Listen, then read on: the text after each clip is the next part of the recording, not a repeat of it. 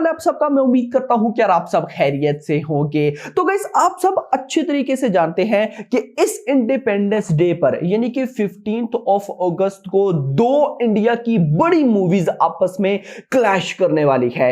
एक है भाई साहब जिसका मैं कहता हूं सिर्फ इंडिया को नहीं बल्कि ओवरसीज ऑडियंस भी बेसब्री के साथ वेट कर रही है, यानी कि Pushpa the rule most anticipated film भी है और सबको लगता है कि यह फिल्म 1000 करोड़ प्लस इजीली चली जाएगी।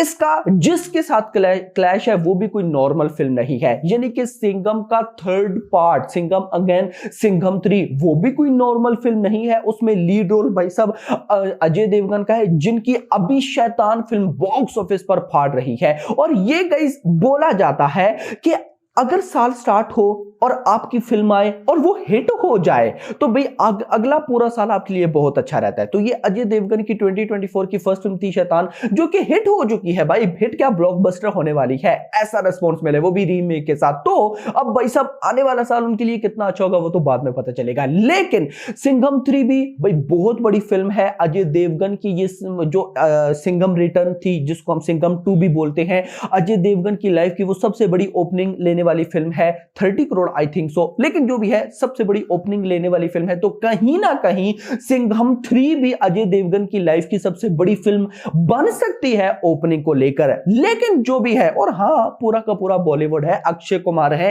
रणवीर सिंह है, टाइगर श्रॉफ है मेरा भाई, उसके अलावा छोटे मोटे एक्ट्रेस की तो बात छोड़ ही दो। लेडीज एक्ट्रेसेस में भाई साहब करीना कपूर है, कटरीना कैफ है, क्यारा है, दीपिका है। तो मैं कहता हूं पूरा का पूरा बॉलीवुड है। तो भाई साहब इन दोनों बड़ी मूवीज में या इन दोनों बड़ी मूवीज के क्लैश में एक और बड़ी फिल्म एंट्री लेने वाली है और वो आप सबको पता चल चुका है, और वो कोई और नहीं बल्कि है विजय थलापति की film the greatest of all time. अब एक तरफ से देखूं तो भाई साहब ये न्यूज कुछ लोगों के लिए बहुत अच्छी है और दूसरी तरफ से देखूं तो कुछ लोगों के लिए बहुत बुरी है। बुरी किन के लिए है? पुष्पा द रूल और सिंघम 3 के फैंस के लिए ये न्यूज बुरी है। ऑलरेडी वो लोग नहीं चाहते कि क्लैश हो, ये दोनों मूवीज भाई साहब आपस में भिड़े। भाई साहब सब बोल रहे हैं, फैंस बोल रहे हैं, इंडस्ट्री बोल रही है कि गाइस पुष्पा 2 सिंघम 3 दोनों में ना हो, कोई ना कोई आगे डेट्स हो जाए। लेकिन अभी थर्ड फिल्म की एंट्री यानी कि भाई साहब the greatest of all time Vijay Thalapathy की सेकंड लास्ट फिल्म पॉलिटिक्स में जाने से पहले, और यह बात मैं ऑलरेडी आपको बता चुका हूं कि इस साल के मिड में यह फिल्म रिलीज होनी ही होनी है हर हालत में, क्योंकि जो लास्ट फिल्म होगी विजय थलापति की, थलापति 69, बहुत अभी तक कोई डिसीजन नहीं हुआ, मतलब कि कौन बनाएगा क्या होगा। लेकिन मैनी चांसेस हैं कि भाई अगला साल जैसे स्टार्ट होगा 2025 उसके फर्स्ट मंथ में ही भाई साहब वो रिलीज हो जाएगी। अगर ना हुई तो भाई साहब फरवरी, मैक्स मार्च या मैक्स अप्रैल कर दो, मैक्स अप्रैल तक भाई साहब थलापति 69 ने भी एंड हो जाना है। तो दैट्स व्हाई भाई मेकर्स की फुल कोशिश है। मेकर्स क्या, विजय थलापति भी चाहते हैं कि उनकी film the greatest of all time second last film politics में जाने से पहले वो इसी साल के मिड में रिलीज हो जाए। पहले न्यूज थी जून की, जुलाई की, लेकिन अब भाई साहब कहीं ना कहीं मेकर्स की नजरें टिकी हुई हैं ऑफ कोर्स किस पर भाई, 15th ऑफ अगस्त पर। और अगर ये आ जाती है तो तीनों फिल्म्स का, मैं तीनों फिल्म्स का नहीं बोलूंगा, दोनों फिल्म्स का यानी कि सिंघम 3 का, पुष्पा द रूल का बहुत नुकसान है। मैं ये अगर बोलूं कि सबसे बड़ा नुकसान पुष्पा द रूल का है तो गलत नहीं होगा। कैसे, आगे चलकर देखते हैं। लेकिन सबसे पहले भाई साहब मैं ये जरूर बोलूंगा the greatest of all time, देखो अभी तक ना गाइस, अभी तक इन 2 सालों में विजय थलापति का पैन इंडिया लेवल पर जिस फिल्म का सबसे ज्यादा वेट किया गया था वो था लियो, आई चली अच्छी कलेक्शन की एटसेट्रा। लेकिन the greatest of all time का अगर मैं क्रेज बताऊं तो वो सिर्फ विजय थलापति के फैंस में है, यानी कि तमिल के अंदर। अब guys God film the greatest of all time 15th अगस्त को रिलीज हुई।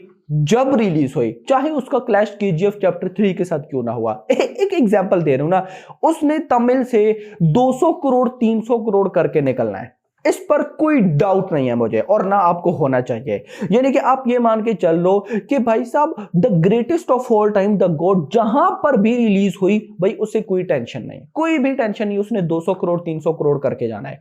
अगली फिल्म का नुकसान है और वो है अभी फिलहाल पुष्पा द रोल।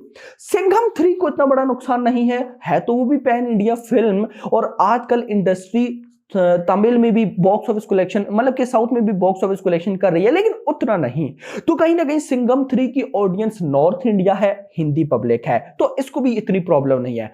प्रॉब्लम है पुष्पा द रूल को। क्यों? मेकर्स ने उससे बहुत बड़ी ओपनिंग एक्सपेक्ट कर रखी है। अब गाइस ओपनिंग तभी आती है जब 5 की 5 लैंग्वेजेस में अच्छी कलेक्शन आए। सिर्फ हिंदी के भरोसे आप नहीं बैठ सकते, अपनी ओरिजिनल लैंग्वेज के भरोसे, तेलुगु ओरिजिनल लैंग्वेज है पैसा पुष्पा द रूल की, उसके भरोसे नहीं बैठ सकते। देखो तमिल में पुष्पा द रूल को एक बहुत बड़ा बेनिफिट है और वो है फहद फासिल। फहद फासिल वैसे तो मलयालम स्टार है, लेकिन तमिल में भी समझो कि वो बहुत अच्छे से जाने जाते हैं, काम करते हैं। इसके अलावा भी कुछ रीजंस हैं और बहुत सी ऐसी न्यूज हैं, ऑफिशियल मत समझना, लेकिन ऐसी न्यूज है कि कहीं ना कहीं पुष्पा पार्ट 3 की ऑफिशियल अनाउंसमेंट ऑलरेडी हो चुकी है। इस मूवी के एंड में हमें विजय सेतुपति भी एंट्री करते हुए दिखाई देंगे, कहीं ना कहीं, ऑफिशियल मत समझना, लेकिन ऐसी न्यूज है। विजय सेतुपति कहां के हैं? तो आप समझ रहे होंगे तमिल इंडस्ट्री को कैप्चर करने के लिए कहीं ना कहीं मेकर्स ने बहुत प्लानिंग करके रखी हुई है। इवन की जो न्यूज है वो ये है कि भाई ये लोग यानी कि पुष्पा द रूल के जो मेकर्स हैं वो ओवरसीज से 100 करोड़ का थिएट्रिकल जो डील होती है वो कर रहे हैं। 100 करोड़ की डिमांड कर रहे हैं ओवरसीज राइट के लिए, लेकिन ओवरसीज में अभी कोई भी डिस्ट्रीब्यूटर मान नहीं रहा 100 करोड़ के लिए।